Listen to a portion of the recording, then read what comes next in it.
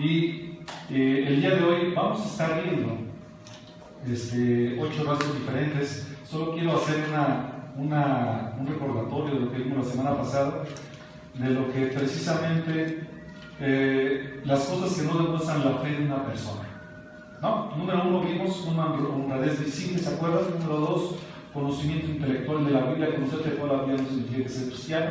Una apariencia de piedad, que aquí nos portemos muy bien, de afuera como unos demonios. 4, un ministerio activo. 5, estar persuadido de ser pecador. 6, autoconfianza. Y 7, momento de decisión. No estoy diciendo adulterio ni mentira, nada de eso, hermanos.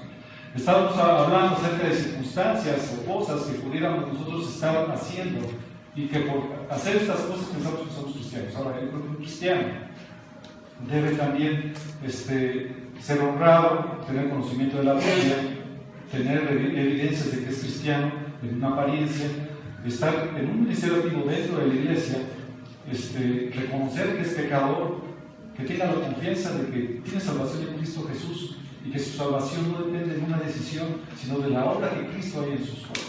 ¿Sí se fijan?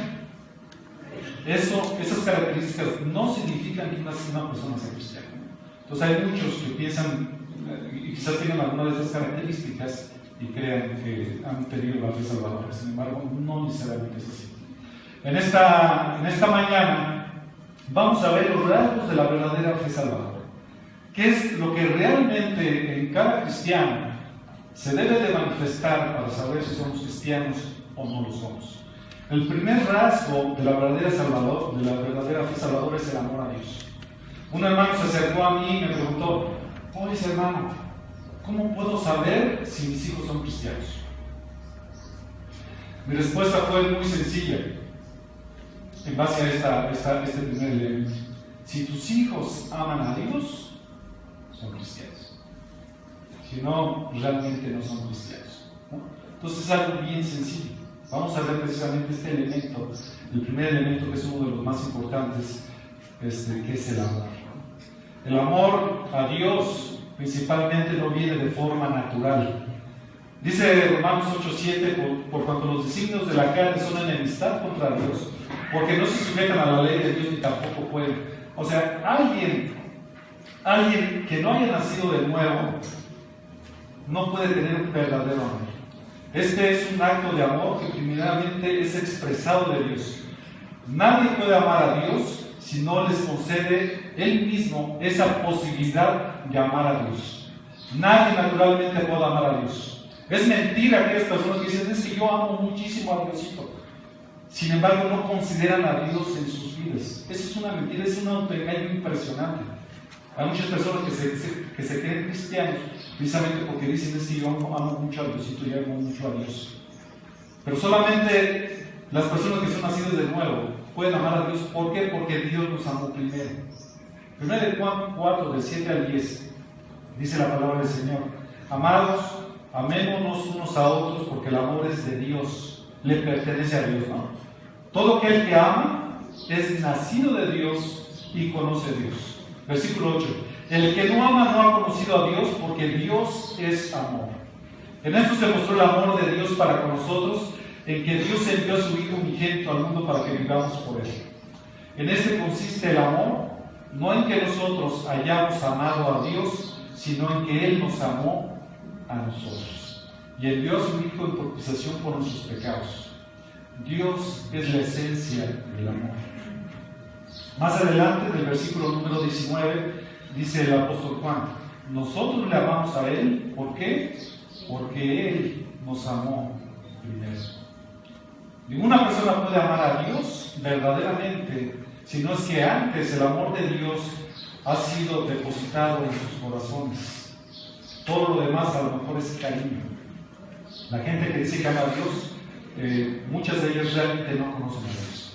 Al amar a Dios incluye diferentes cosas. Una de ellas es la convicción de la excelencia de Dios. ¿Quién es Dios? Que Dios es excelente. Número 2, de alguien que ama a Dios tiene contentamiento por lo que Él nos ha revelado de su naturaleza. 3, es que alguien que ama a Dios tiene intereses en todos sus asuntos, en los asuntos de Dios. 4, hay una gratitud por los beneficios recibidos por Él. ¿no? Es una persona agradecida, no es una persona que se esté quejando. En Lucas 10:27, vamos para allá, hermanos, rápidamente. Un intérprete de la ley le preguntó a Jesucristo para probarlo, haciéndole una pregunta: ¿qué cosa heredaré para tener la vida eterna? Y vemos en Lucas 10:27 que Cristo le contesta. Aquel respondiendo dijo: amarás al Señor tu Dios con todo tu corazón y con toda tu alma y con todas tus fuerzas y con toda tu mente. Perdón, aquí no digo Señor Jesucristo, sino respondió esta persona, porque conocía la ley y respondió: ¿qué dice la ley?, le preguntó Cristo, ¿no? Y este contestó: amarás al Señor tu Dios con todo tu corazón y con toda tu alma y con todas tus fuerzas y con toda tu mente, y a tu prójimo como a ti mismo. Él contestó adecuadamente. ¿Cómo sabemos nosotros si podemos heredar la vida eterna? Si amamos a Dios en primer lugar, y después, al momento de que amamos a Dios, nos permite amar a nuestros semejantes, nos permite amar precisamente a nuestro prójimo y a nuestros hermanos en Cristo. El verdadero amor siempre encuentra placer en el objeto preferido. Tú amas a Dios, tu objeto preferido o tu persona preferida en ese momento es Dios mismo. Y tratas de agradarle por lo que Él precisamente ha hecho por nosotros y por lo que Él es. Alguien me ama a mí por lo que yo soy, y yo también amo a Adriana por lo que ella es, ¿no? Finalmente eso es lo que vale, mis hermanos. Y para con Dios debe de ser de esa misma forma, y aún mayor. De nada sirve que un individuo diga que ama a Dios si está solo pensando en su propia felicidad. Es decir, encuentra gusto en Dios no por lo que Él es, sino por algún beneficio que puede obtener del cielo. Yo amo a Dios porque me va a salvar y porque voy a llegar algún momento al cielo. No, señores. Debemos de amar a Dios por lo que Él es, no por lo que Él nos puede dar. Esto, una cosa contraria que nos puede decir por tener un beneficio, es un amor a sí mismo, no a Dios. Porque es a uno mismo, porque uno tiene placer de esas cosas que Dios te da. Pero no está bien correcto lo que es el objeto de tu fe o de tu amor. El fruto del verdadero amor a Dios solo lo puede dar una persona nacida de nuevo, en donde su naturaleza ha sido transformada y puede clamar como el salmista. Vamos para allá, hermanos, acompáñenme al Salmo número 73. Este Salmo número 73 es un salmo hermoso acerca de cómo clama o puede clamar a alguien que verdaderamente ama a Dios. También es una referencia al Salmo 42:1, que dice: como el ciervo brama por las corrientes de las aguas, así clama por ti, oh Dios, el alma mía. ¿Ven? El ciervo bramando por las aguas, anhelando a Dios, buscando a Dios, amando a Dios. Salmo 73:25. Dice la palabra del Señor: ¿a quién tengo yo en los cielos sino a ti? Y fuera de ti nada deseo en la tierra. Alguien que ama a Dios se expresa de esta forma. Dice: no me interesa absolutamente nada, solamente el tenerte a ti en mi vida. No me importa nada más que tenerte a ti, Señor. Por eso es que Cristo, cuando viene y habló en las Escrituras, por ejemplo en Mateo 10:37, les pido que vayamos allá. Él pide todo de nosotros, no una parte de nosotros. Él pide que le amemos con todo nuestro corazón, con toda nuestra fuerza y con toda nuestra mente. Cuando venimos a Cristo, y Cristo fue bien claro a esto, debemos de dejar absolutamente todo atrás para irnos totalmente a favor de Dios. Llamarle a Él por sobre todas las cosas. Y sobre todas las cosas significa todas las cosas, tus posesiones, e inclusive lo que son tus mismos familiares. Vamos a leer, hermanos, del 34 al 39, Mateo 10, del 34 al 39. No penséis que he venido para traer paz en la tierra, no he venido para traer paz, sino espada.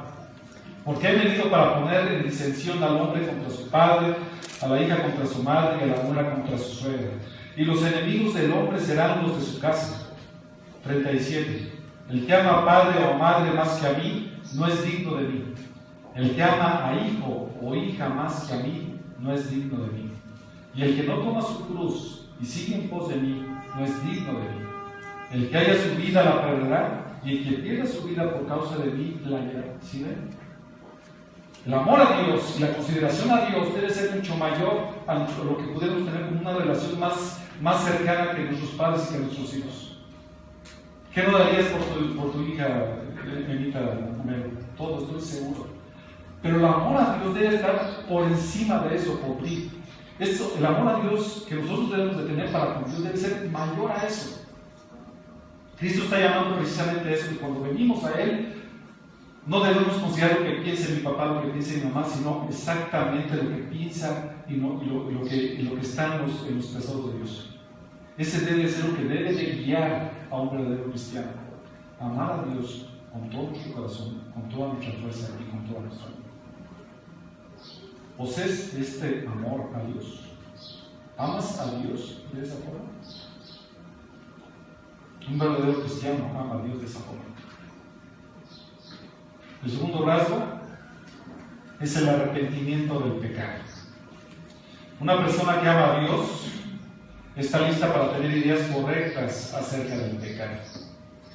Un corazón que ha sido iluminado y renovado por el Espíritu Santo no puede pensar en el pecado sin quedar apesadumbrado y sin sentir un profundo dolor. ¿Por qué? Porque amas a Dios. Y el ofender a Dios con tus pecados, eso te debe de afectar profundamente en tu corazón. Profundamente en tu corazón. Hay dos clases de tristezas, hermanos. Acompáñenme por favor a 2 Corintios 7:10. Hay una clase de tristeza por el pecado. Hay dos clases. Uno de ellos, por supuesto, tiene que ver con respecto a la tristeza con respecto a Dios. Y una que no es una tristeza verdadera. Porque hay gente, y muchas veces lo hemos a lo mejor nosotros experimentado, cada uno de ustedes, en donde se sienten mal por haber pecado. Pero eso no significa que realmente haya habido un arrepentimiento. 2 Corintios, capítulo 7, versículo 10, dice la palabra: porque la tristeza que es según Dios, dice ahí, produce arrepentimiento para salvación, de que no hay de qué arrepentirse. Pero la tristeza del mundo produce muerte. MacArthur dice: la tristeza del mundo solo produce, fíjense, culpabilidad, vergüenza, desesperación, depresión, lástima por uno mismo y desesperanza. Eso no es arrepentimiento verdadero. Un arrepentimiento verdadero es una cosa totalmente diferente.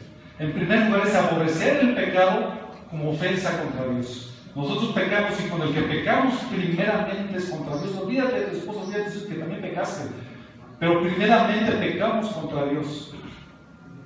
Entonces tenemos que aborrecer ese pecado. En segundo lugar, un arrepentimiento verdadero te lleva a aborrecerte a ti mismo a causa del pecado. ¿Cómo puede ser posible que haya hecho esto en contra de Dios? Y te aborreces a ti mismo por ese pecado que está ofendiendo a Dios de esa forma. Y en tercer lugar, te esfuerzas decididamente por un cambio de vida. Porque todo eso que sientes en tu corazón por el pecado te mueve a decir: Señor, verdaderamente quiero un cambio en mi vida. Quiero ser una persona diferente que me lleve a amarte más a ti por sobre todas las cosas. Ese es el verdadero arrepentimiento. Todo lo demás, hermanos, es a lo mejor remordimiento porque hiciste algo malo. Si tú tienes un hábito como pecado, un pecado como hábito, es porque no has llegado a esos 3 puntos en particular. No te has rendido verdaderamente a Dios, no has considerado la santidad de Dios, y no te has aborrecido ni tu pecado, ni a ti mismo quien lo está produciendo. El Espíritu Santo es quien muestra la extrema maldad del pecado. Por eso es precisamente que alguien que es cristiano solamente puede entender cuál es la magnitud del pecado. Por eso es que nadie puede acercarse a Dios por sí solos, porque es tan grande el pecado que está la gente ensegrecida, endurecida. Y si no fuera por la obra del Espíritu Santo que penetra en nosotros, en nuestro ser, y que nos convence del pecado, de justicia y de juicio, nunca hubiéramos llegado al conocimiento de Dios. No vas a saber los pecadores. sino que tenemos que tener una profunda convicción de que el pecado es una gran maldad cometida contra Dios. El pecado es una gran maldad cometida contra Dios. El cristiano continúa pecando, es cierto. Es una clase de pecador muy diferente de cuando eres esclavo del pecado. Porque ahora este cristiano desea conocer y honrar a Dios y antes no lo hacía. Y también anhela reparar el daño que hizo a la obra del reino de Dios y a su pueblo. Cuando realmente se ha arrepentido de sus pecados, trata de estar bien con el Señor y por supuesto arreglar las cosas que sucedieron a causa de su pecado. Cuando nosotros pecamos, hermanos, normalmente hay consecuencias. Y siempre es bueno, hermanos, tratar de reparar ese daño.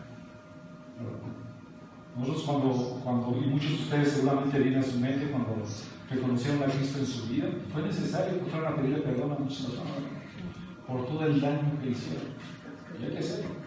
Hay que reparar el daño para que entonces pueda ser sanado tú interiormente. Hay muchas broncas y muchos problemas precisamente por ese tipo de circunstancias.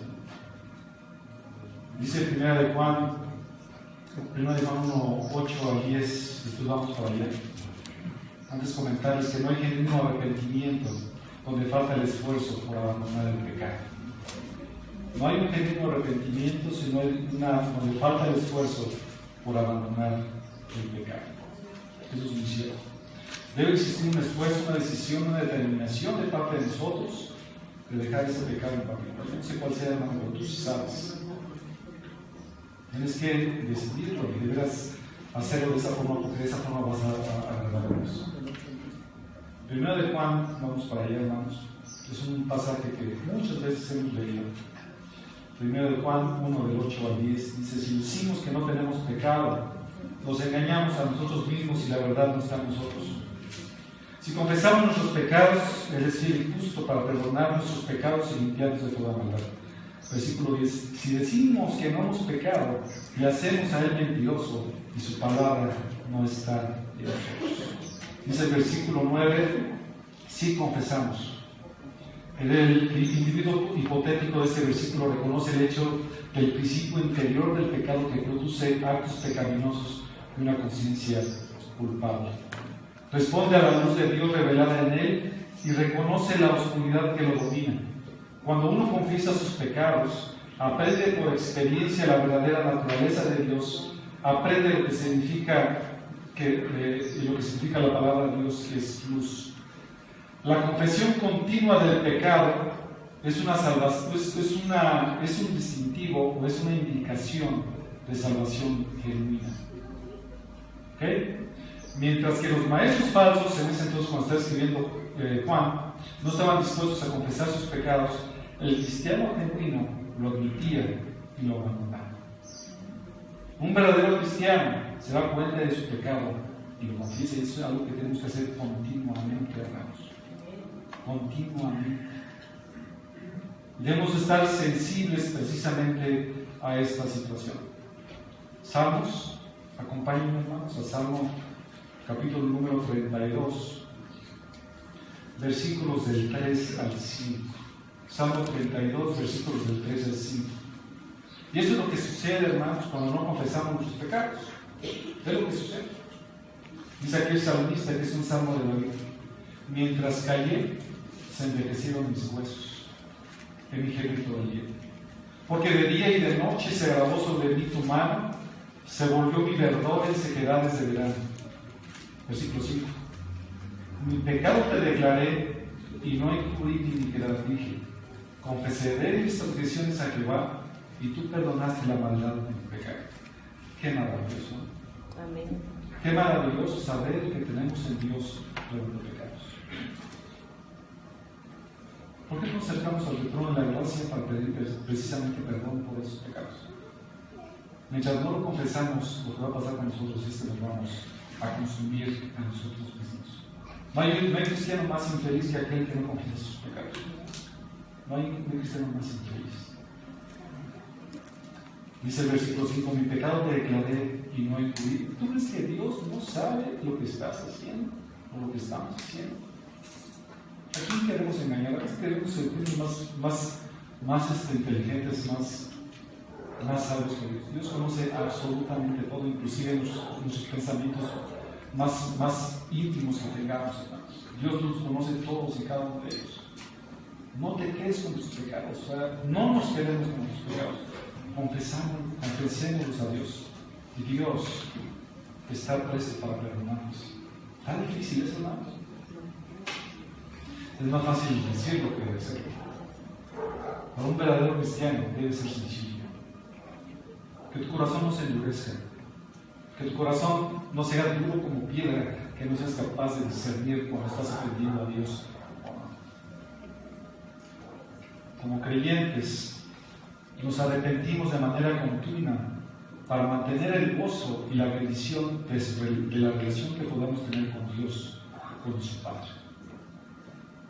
Nosotros nos arrepentimos y nuevamente como cristianos y tenemos el gozo de poder mantener la bendición de tener esa relación con el Señor.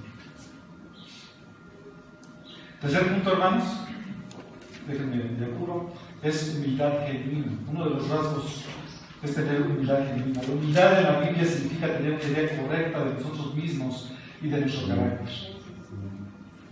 Una persona humilde es dependiente de Dios para hallar provisión y sostén. O sea, a un cristiano lo define la humildad.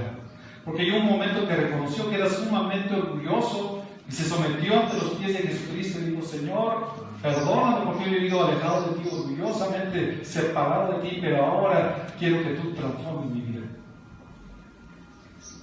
Una persona humilde es dependiente de Dios para hallar provisión y sustento. El cristiano sabe que no merece ningún bien y se da cuenta de que Dios es misericordioso al no castigarlo. No sería capaz de quejarse aun cuando Dios lo humillase enteramente, pues está de acuerdo con la justicia divina que lo condena. Pero al mismo tiempo adora y bendice la gracia que le rescata de tal condenación. Es una bendición también. ¿Qué nos quedamos, hermanos, si tenemos todo con el Señor? No, acerquémonos más bien a Dios y digamos qué es lo que nos hace falta, hermanos. Y Dios nos tiene como la niña de sus ojos y sabe perfectamente en dónde estamos, cuántos hombres y cuántos cabellos tenemos. Lo que pasa es que no vamos a Él en humildad delante de su presencia. Y dice Santiago 4 del 6 al 9 que nos sometamos a Dios, resistir al diablo y Él huirá de nosotros. En el 6 dice: pero da mayor gracia. Por esto dice: Dios resiste a los soberbios y da gracia a los humildes. Una persona humilde, como les acabo de decir, es aquella que se humilla delante de Dios. Un cristiano es feliz de postrarse a los pies del Señor y de permanecer en esa posición durante toda la vida. Es humildad, reconocer quiénes somos y cuál es nuestra posición delante del Señor. Esta cita que les acabo de comentar ahorita de 4 del 6 al 9, quiero leerla completa. Pero es la mayor gracia, por esto dice: Dios resiste a los soberbios y da gracia a los humildes. Someteos pues a Dios, resistid al diablo y huirá de vosotros. Acercaos a Dios y Él se acercará a vosotros. Pecadores, limpiad las manos, y vosotros los de doble ánimo, purificad vuestros corazones. Afligíos y lamentad y llorad, vuestra risa se convertirá en lloro y vuestro gozo en tristeza. En esta cita por sí misma resume la diferencia que hay entre la persona cuyo corazón está lleno de orgullo y la persona que vive humildemente en dependencia total de Dios. Dios odia a los orgullosos, odia a los ojos altivos, dice Proverbios 6:17. Detesta a aquellos que tienen un corazón orgulloso, altivo, Proverbios 16:5. El orgulloso ocasiona contiendas y lleva a la destrucción. Dado que Dios resiste al soberbio, el creyente debe aprender a odiar el orgullo y a revestirse de humildad. O sea, no solamente debemos de odiar ese pecado del orgullo. ¿Quién no es orgulloso, mis hermanos?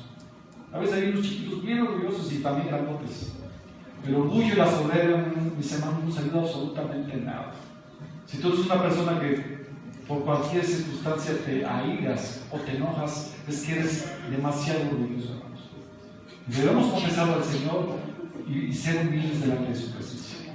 Porque nosotros, ¿qué somos? Dios estimará a las personas que son humildes y que son de espíritu contrito. Acompáñenme, estábamos en Salmos, acompáñenme en Isaías, capítulo número 66, versículo número 2. Isaías 66, 2. Mi mano hizo todas estas cosas, dice Isaías, y así todas estas cosas fueron, dice Jehová. Pero miraré a aquel que es pobre y humilde de espíritu y que tiembla ante mi palabra. Sencillo, mis hermanos. Dice la Escritura: Dios aborrece y odia al orgulloso, pero escucha y está atento con respecto al humilde. ¿Quién puede ser humilde verdaderamente? Solamente aquel que es cristiano verdaderamente. Si tu vida está caracterizada por una soberbia enseguecida, es probablemente que no seas cristiano. Debe de haber una humildad genuina. Vamos al cuarto punto, mis hermanos. El rasgo de una verdadera fe es una dedicación para la gloria de Dios. ¿Para qué estamos aquí, mis hermanos? Ya hasta nos la sabemos esa respuesta, ¿verdad? Es cierto que estamos aquí para darle la gloria a Dios. El Catecismo Mayor de Westminster empieza con su pregunta número 1. ¿Cuál es el fin principal del hombre? ¿Cuál es el fin principal y más noble del hombre? La respuesta es la de glorificar a Dios y gozar de Él para siempre. Estamos aquí, mis hermanos, para glorificar a Dios, no para glorificarnos a nosotros mismos ni glorificar a nadie, sino que fuimos diseñados para glorificar a Dios, fuimos creados para eso, para la gloria de Dios. Dice Romanos 11:36, porque de Él y por Él y para Él son todas las cosas. A Él sea la gloria por los siglos.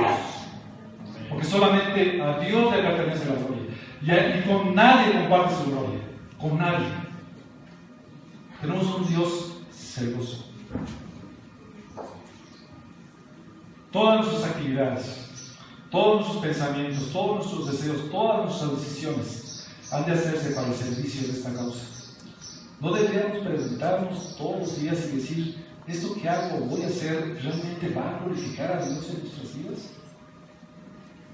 ¿Cuántos de nosotros realmente hacemos este tipo de cosas? ¿No? Dice 1 Corintios 10:31: si pues coméis o bebéis o hacéis otra cosa, hacedlo todo para la gloria de Dios. En estas últimas palabras, en esto de 1 Corintios, Pablo expresa los mismos sentimientos que expone en más detalle en unas cartas de la última carta de las prisiones.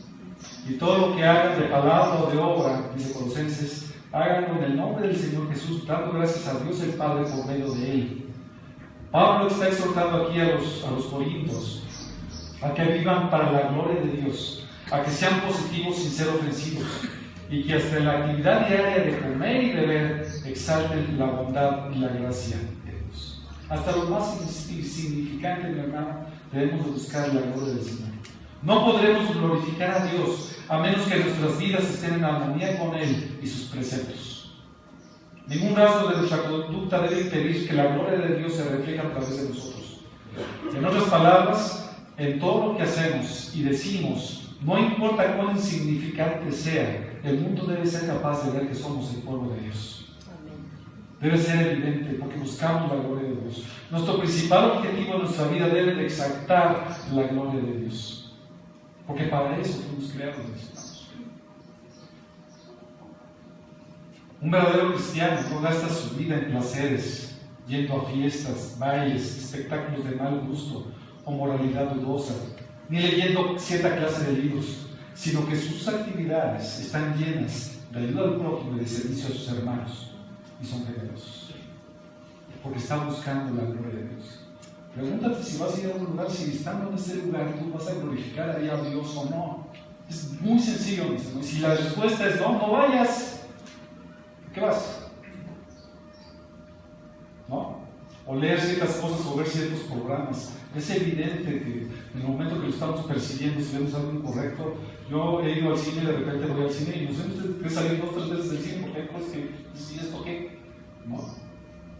Tenemos que tomar decisiones específicas acerca de lo que podemos o no podemos hacer, mis hermanos, buscando la gloria de Dios. Y si algo no está glorificando a Dios, mis hermanos, no vayas, no lo hagas, no tiene caso, está mal. Debemos estar dedicados para la gloria de Dios. Quinto punto, mis hermanos. Oración continua. Oración continua. Un verdadero cristiano ora continuamente. Una vida de oración es una prueba contundente de la presencia de vida espiritual. Cuando nosotros venimos al Señor Jesucristo, muchas veces dijimos, y es cierto, ahora que soy cristiano, verdaderamente ahora tengo comunión para con el Padre y me caracteriza de que tengo comunión con Dios. Y una de las pruebas contundentes es precisamente que tenemos una vida de oración. No me estoy refiriendo, mis hermanos, a la vida de oración en la iglesia cuando vives aquí. No me estoy refiriendo a tu vida de oración cuando vas a compartir los alimentos y me permiten orar por los alimentos. ¿Sí? No me estoy refiriendo a eso. Una vida de oración es precisamente tú y Dios en íntimo, porque Dios nos llamó a tener relación con Él, una verdadera comunión con Él. La verdadera oración, mis hermanos, en el nombre de Jesús, es sincera, es humilde, es confiada y también es obediente. Una oración en el nombre de Jesús, se lo repito, es sincera, está hecha con el corazón, estamos cercanos a Dios, no de labios solamente, sino de corazón, porque a veces hacemos oraciones, hermanos, que realmente no tienen sentido, que solamente los repetimos como de labios para afuera, pero no las sentimos en nuestros corazones. Y Dios no se agrada ese tipo de oraciones, sino las que son sinceras, las que son humildes, las que botan un corazón arrepentido y humillado delante del Señor. Es una oración confiada, como dice Hebreos, que podemos acercarnos hasta el lugar santísimo, cosa que antes solamente hacía una vez al año el sumo sacerdote, y ahora nosotros por la obra de Cristo podemos hacerlo continuamente. ¿Cómo oramos? La oración debe de ser también obediente, como vimos. En Efesios 6:18 dice la palabra del Señor: orando en todo tiempo con toda oración y súplica en el Espíritu, y velando en ello con toda perseverancia y súplica por todos los santos. En este pasaje hay 4 puntos importantes a resaltar. Número 1 tiene que ver con la variedad de la oración, que es todo con toda oración y súplica, pero también dando gracias. A veces nuestras oraciones son: yo te pido, Dios, te pido y te pido y te pido. Pero no, nuestras oraciones deben de incluir confesión de pecados, profesión de fe, que creemos en Él, adoración, acción de gracias e intercesión. El cuándo y el dónde de la oración, dice aquí este pasaje, que es en todo tiempo. En todo tiempo. Normalmente cuando estamos en una grande aflicción, es cuando decimos: ay Dios, ayúdame por favor. Pero aquí la Escritura dice que independientemente del tiempo, nosotros nos debemos acercar al Señor por el oportuno socorro. La otra forma de la oración es estando alertas, es la forma de la oración, estando alertas en toda perseverancia y súplica. Los que no permanecen alertas son dejados indiferentes a lo que respecta a sus hogares, en lo que pasa en las calles, en la ciudad, de su región o provincia, en su país o en su iglesia, en su denominación o en el mundo, tendrá una vida de oración muy restringida. ¿Sí ven por tantas cosas podemos orar? Tantísimas cosas por lo que debemos orar. Número 4, los sujetos indirectos de la oración es por todos los santos. Cristo, durante su peregrinación en la tierra, dio importancia enorme a la oración intercesora, es decir, oración por otros. ¿Ven? Este pasaje es bien bonito porque habla acerca de las cosas que debemos estar haciendo con la oración. Cristo precisamente dedicó muchísimo tiempo a la oración. En esta comunión de oración no debemos de olvidar a los hermanos, y el anciano debe de olvidar al joven, y el libre al que está en prisión, y viceversa. Debe de haber oración por todos los santos. En Dios no tenemos excepción de personas. Una persona debería sentirse alarmada en el momento en que comienza a descuidar la oración. Lo repito. Una persona debería sentirse alarmada en el momento en que comienza a descuidar la oración. No solamente decir: bueno, es que no he orado 3 días, o no he orado un día, ¿no? Sino que si no has orado por un tiempo, las alarmas están sonando, mis hermanos. las alarmas están sonando y debemos de sentirnos de esa misma forma. Pregunta, mis hermanos, ¿practicamos la oración en privado? ¿Realmente lo hacemos?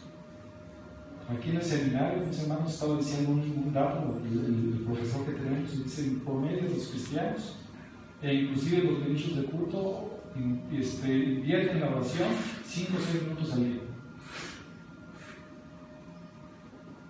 ¿Cómo andamos en nuestra vida de oración para el Señor? Por supuesto, eso implica también la lectura de la palabra y la oración. Si no hay lectura de la palabra, por supuesto, va a ser una oración también bastante pobre.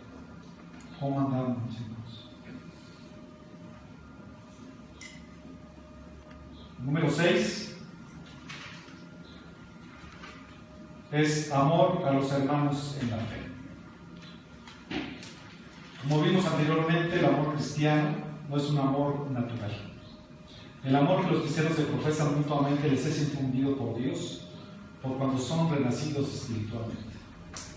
Una prueba más de que una persona posee la vida espiritual, lo que es verdaderamente cristiano, es su amor hacia los demás creyentes cristianos. ¿Sí lo digo? Interesante, ¿verdad? Nos amamos unos a otros, hermanos, como debe de ser.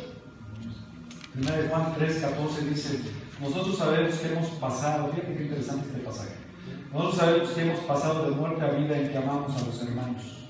El que no ama a su hermano permanece muerto. Una evidencia real de que hay cristianos que aman a sus hermanos en Cristo. Yo me acuerdo de mis hermanos cuando recién me convertí, el Señor me convirtió.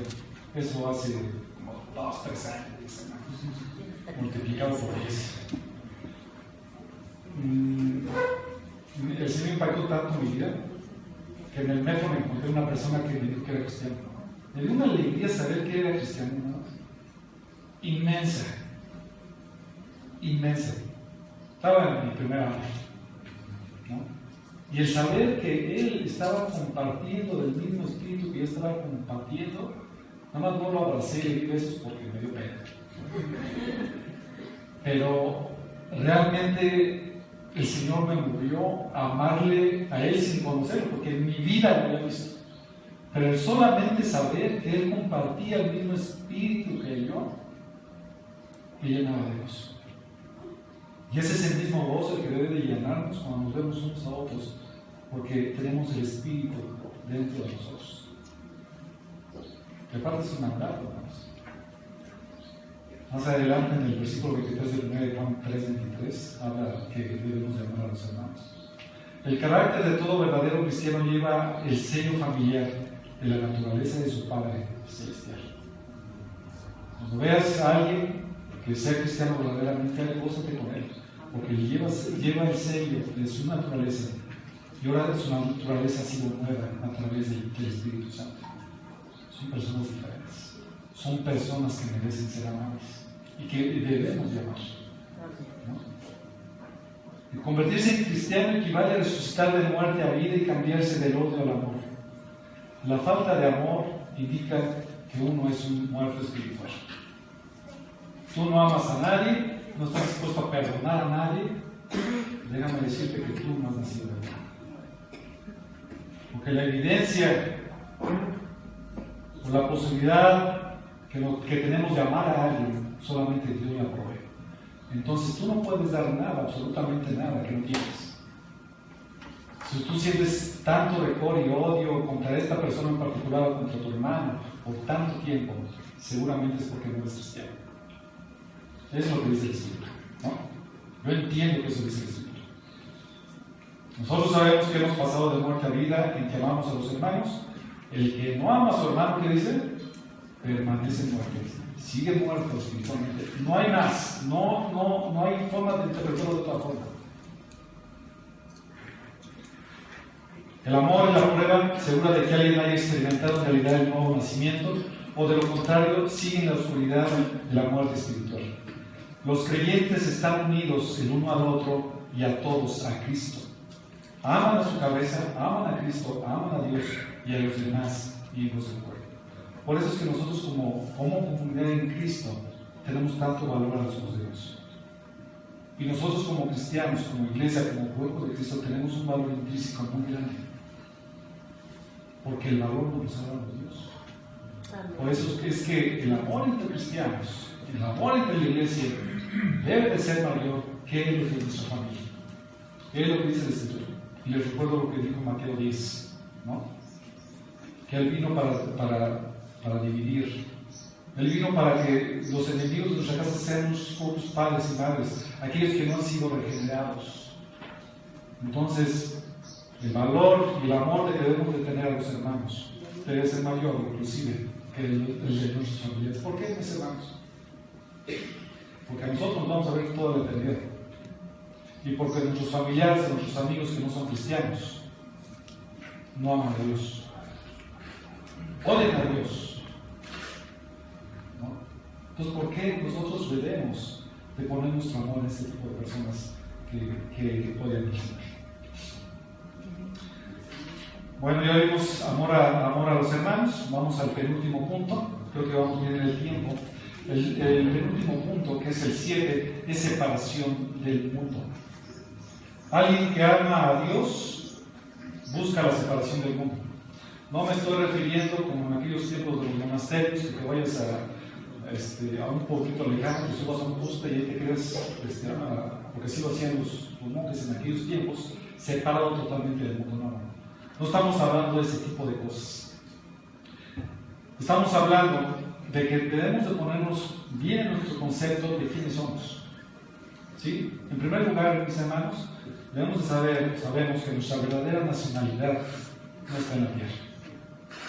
¿Nuestra nacionalidad dónde está? En los cielos. Acompáñenme en Hebreos, capítulo número 11,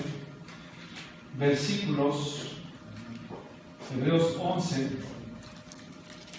versículos del 13 al 14. Está hablando acerca de la fe.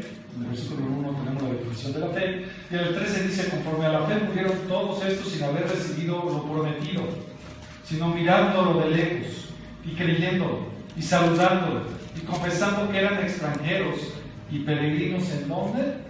Sobre la tierra. Somos peregrinos, mis hermanos. Dice primera de Pedro que todo esto se va a acabar. O sea, va a haber la desintegración de todo lo que conocemos como materia, ¿no? Se va a desintegrar en algún momento específicamente. Pero nosotros como cristianos, es cierto, tenemos una nacionalidad, somos mexicanos todos aquí, ¿no? En mi trabajo hay colombianos, hay argentinos, hay todo, por eso pregunto, somos mexicanos, pero nuestra nacionalidad principal está en los cielos, y no pertenecemos a este mundo como tal, así como Cristo no pertenece a este mundo, y Él lo dijo muchas veces. Nuestra felicidad y esperanza no son de este mundo. Nuestras esperanzas no están fundadas aquí. Nuestros tesoros no están aquí, mis hermanos, están en el cielo. Tu tesoro no es tu casa que tienes, tu carro que tienes, tu trabajo que tienes. Tu esperanza y tus tesoros deben de estar fundados en el cielo. De tal forma que si pierdes lo que tienes aquí, tú sabes que delante del Señor tienes mucho más que eso. Amén. Tenemos una patria celestial que nos está esperando, en donde ya nos estudiamos. Entonces eso debemos de tenerlo en nuestra mente. Entonces el espíritu del mundo es incompatible con el espíritu del pueblo de Dios. Tenemos objetivos totalmente diferentes. Yo platico con la gente de mi trabajo, mis hermanos, lo único que me dicen es acerca de que voy a comprar otro departamento, que voy a tener otro negocio, que una serie de cosas impresionantes se están edificando sobre arena, mis hermanos. Yo no digo que no trabajes, mis hermanos. Yo no digo que no tengas planes y que te esfuerces por tener una casa. Pero lo que tenemos en el cielo y lo que tenemos con Dios, estamos completos. Las ideas y planes y deseos, del pueblo de Dios son diametralmente opuestas a los de los mundanos. No hay cómo puedan chequear totalmente. Dice la palabra de Dios: andarán dos juntos si no estuvieran de acuerdo. Por supuesto que no. Tienen que estar de acuerdo. ¿Cómo puede ponerse de acuerdo uno del mundo con un cristiano? Es imposible. Los cristianos van por la puerta estrecha que conduce a la vida eterna. Los mundanos no. Van por la puerta grande que los conduce a la perdición y al infierno. No hay comunión de la luz con las tinieblas. Vamos a 2 Corintios, Segundo de Corintios, capítulo número 6, versículos del 14 al 15. Es un pasaje que hemos escuchado muchas veces. Es un pasaje que vale la pena tenerlo aquí porque tiene que ver con cómo nos comportamos allá afuera. Dice el 14: no os unáis en yugo desigual con los incrédulos. Porque ¿qué compañerismo tiene la justicia con la injusticia? ¿Y qué comunión la luz con las tinieblas?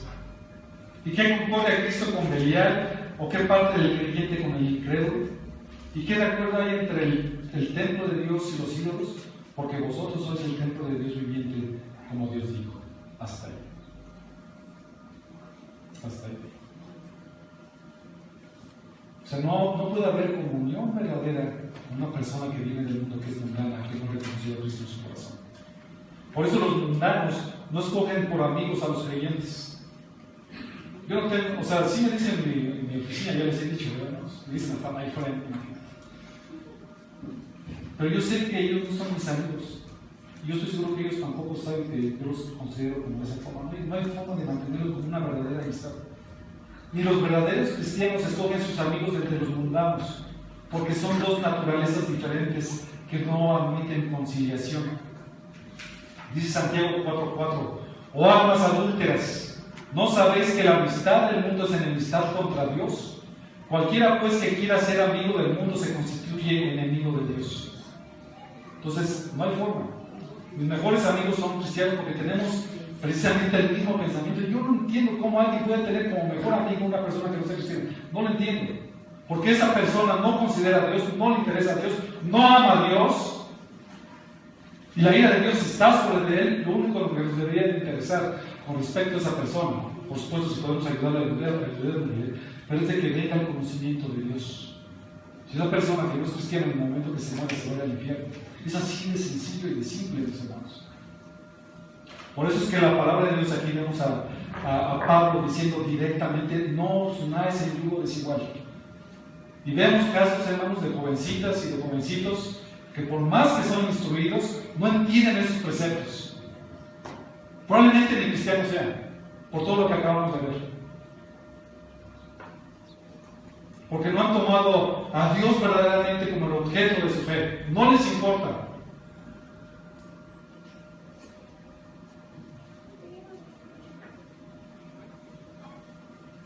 Años hermanos, hemos visto todo.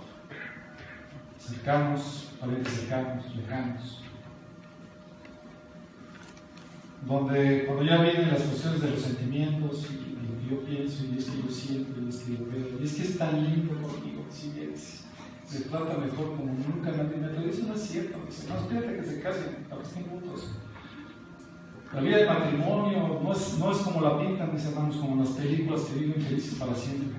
Es una lucha que hay que estar ahí día tras día. Es un día que no quieres ni verla, ni verlo, que dice, vete por ahí con tu mamá si quieres. No es así, hermanos. No es así. Pero hay un vínculo que a un matrimonio cristiano le une. Es el amor a Dios. Y hay perdón entre nosotros. Y no necesito preguntarle a nadie, porque yo estoy casado ya. ¿Cuántos años tienes? 26 años. ¿Y sabemos cómo es la cosa? No hay nada nuevo debajo del cielo, No. Quienes solo se desean riquezas, honores, placeres carnales y frívolas diversiones, no pueden amar a Dios. Hay muchas personas que intentan servir juntamente a Dios y al mundo, lo cual no se diferencia en realidad de una vida mundana.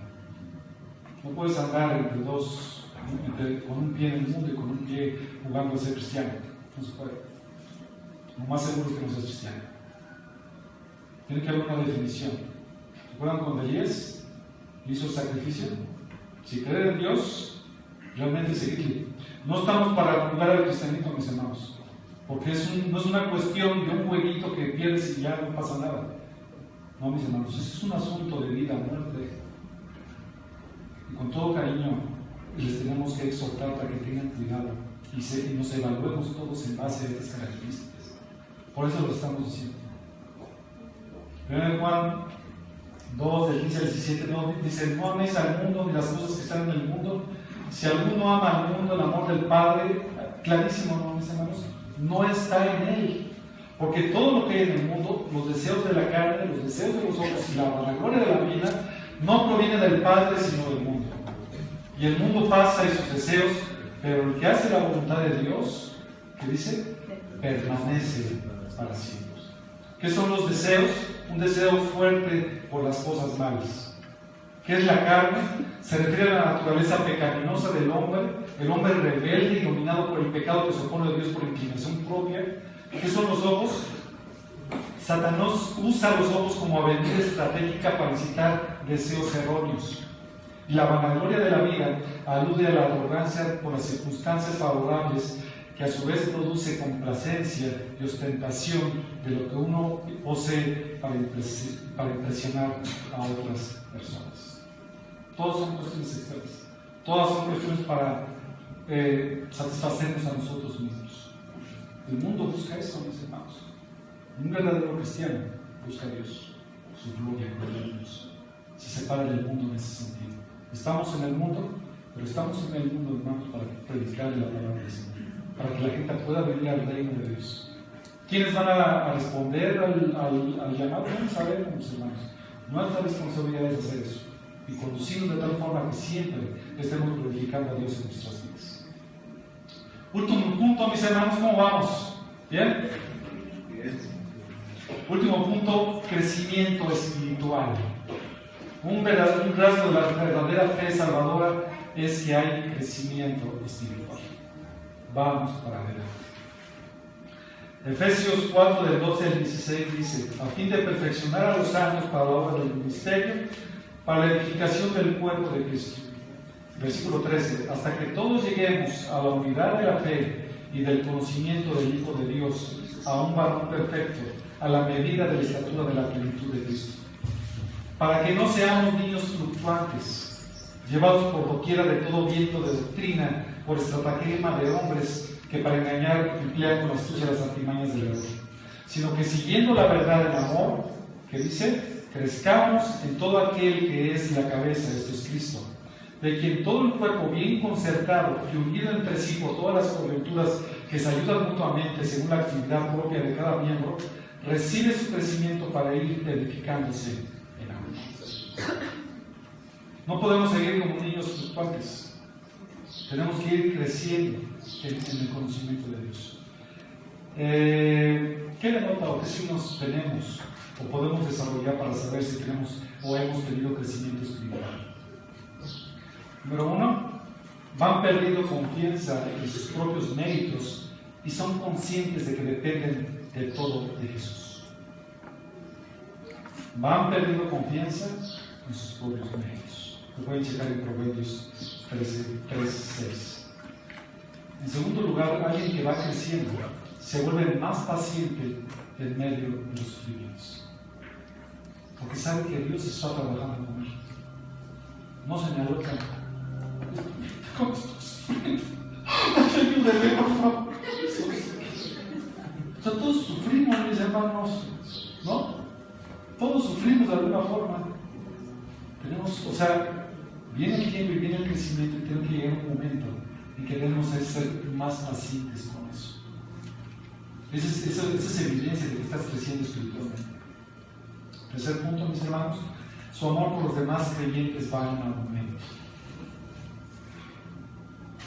¿Sí? Va en aumento. No van en aumento las críticas, mis hermanos.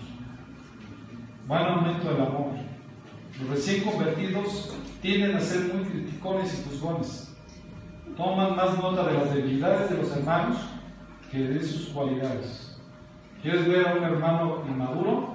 Fíjate lo que habla. Y si nada más se anda quejando de los demás y viendo los detalles de los demás, se paciente con él. Es normal en los nuevos creyentes. Todo no les parece, ¿no? Y ya te fijaste aquel cómo camina. Y ya te fijaste que aquel. Alguien que está creciendo espiritualmente ama a los hermanos. ¿No? Ama a los hermanos y ese amor va en incremento. No sé en qué lugar va controlando, que demuestra lo que es el crecimiento espiritual, van controlando mejor sus emociones. Otro punto, son puntuales en el cumplimiento de sus deberes para con los demás.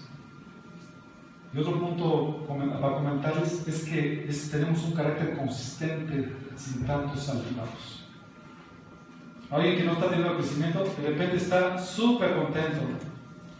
Y al otro día, y ahora ¿qué le pasó? Y después de una semana, otra vez está súper. Y después, o sea, traen unos altibajos impresionantes. Impresionantes. Tienen que aprender, son maduros.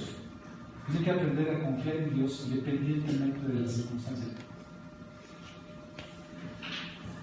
En resumen, crecen estas personas, todos esos cristianos, en todos los aspectos de la vida piadosa.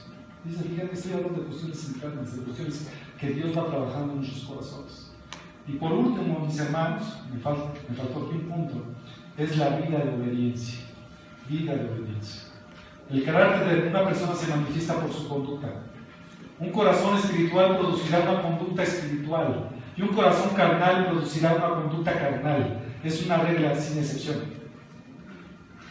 1 de Juan, capítulo 2, versículos del 3 al 5 dice: y en esto sabemos que nosotros le conocemos, dice, si guardamos sus mandamientos. El que dice, yo le conozco y no guarda sus mandamientos, el tal es mentiroso, y la verdad no está en él. Pero el que guarda su palabra, en este verdaderamente el amor de Dios se ha perfeccionado. Por eso sabemos que estamos en él. Es una vida de obediencia. Es la perseverancia de los santos, que es el quinto punto de los 5 puntos calvinistas, donde un verdadero cristiano persevera a pesar de las circunstancias a través del tiempo. ¿Por qué? Porque el Espíritu de Dios está en él y no puede hacer otra cosa más que perseverar. Aquellos que de momento dicen, es que yo fui cristiano hace 20 años y otra vez el Señor me rescató. ¿Cuál me rescató otra vez? Nunca fuiste cristiano. Porque un verdadero cristiano persevera hasta el fin.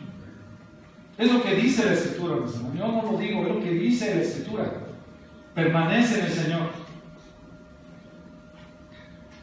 La repetición de estas palabras, que les leí acá en 1 de Juan, recalca el hecho de que quienes de verdad han nacido de nuevo, lo demuestran con el hábito de ser obedientes. La obediencia resulta en seguridad de salvación. No eres obediente a lo que Dios demanda y lo que pide de ti, preocúpate, porque muy seguramente no eres cristiano. Algo que caracteriza a un verdadero cristiano es que anhela obedecer a Dios. Si a ti Dios te da un verdadero pequeño acerca de lo que dice,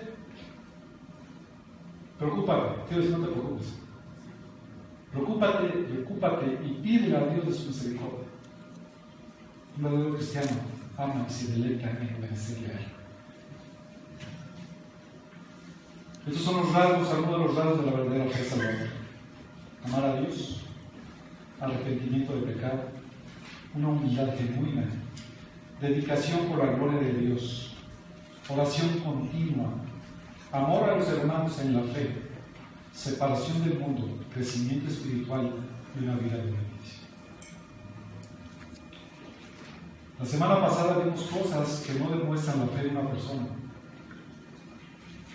que fueron honradez, conocimiento de la Biblia, apariencia de piedad, ministerio activo, estar persuadido de ser pecador, autoconfianza y momento de decisión.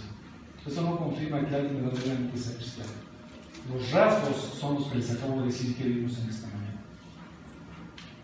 Si la lista número 1, lo que vimos la semana pasada, es la realidad de una persona, pero no la lista número 2, hay razones válidas para dudar de su profesión de fe. Pero si la lista número 2 es una realidad, entonces también lo será la lista número 1.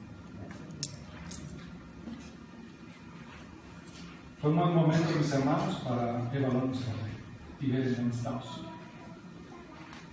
Porque con tanto trajín de la vida y con tantas personas que se dicen cristianas, a veces no sabemos nosotros de dónde estamos. La intención de esta predicación es que nos evaluemos a nosotros mismos. Seamos sinceros con nosotros mismos, conmigo, yo nada más, delante del Señor. Y si tenemos cosas que arreglar, arreglemos. Si tú te has dado cuenta de que no eres un cristiano verdadero, arrepiéntete. Dios manda a todos los hombres a que se arrepientan. cree en Dios. Que el pecado que has estado cometiendo realmente penetre hasta lo más profundo de tu corazón y que veas que eso ofende a Dios de una manera que no te puedes imaginar. Y que puedas venir delante de sus pies, postrarte humildemente delante de su presencia y decir: Señor, perdóname, porque he vivido por tanto tiempo pensando que era cristiano y realmente no lo soy. Ayúdame, Señor, a amarte más y más. Ayúdame, Señor, a amar a mis semejantes como tú quieres que yo los haga. Concédeme de tu amor, concédeme de tu Santo Espíritu, para que entonces ahora pueda glorificar tu nombre en cada aspecto de mi vida. La vida es tan corta, mis hermanos. Es tan corta. Que pasa rapidísimo. No malgastemos nuestras vidas con cosas que no glorifican a Dios verdaderamente. Si tú en tu corazón has sido confrontado y te has dado cuenta de que no eres cristiano, valora las cosas del día de hoy. Si tú en tu corazón te has dado cuenta que no eres cristiano el día de hoy y te has dicho cristiano por mucho tiempo, ya no te digas más. Ya no te digas más. No te digas más. No vituperes más en nombre de Cristo. No lo hagas. Vamos.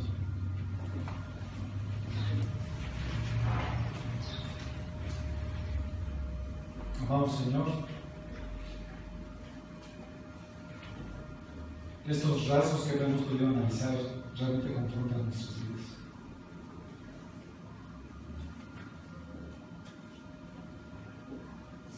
Permite, Señor, que podamos evaluarnos verdaderamente en el corazón. Tú nos has entregado todo y todas las cosas, has mostrado tu amor para con nosotros enviando a tu Hijo, a pesar de que no lo merecíamos. Señor, perdónanos, porque muchas veces fallamos. Ayúdanos, Señor, a ser más como tú, Jesucristo.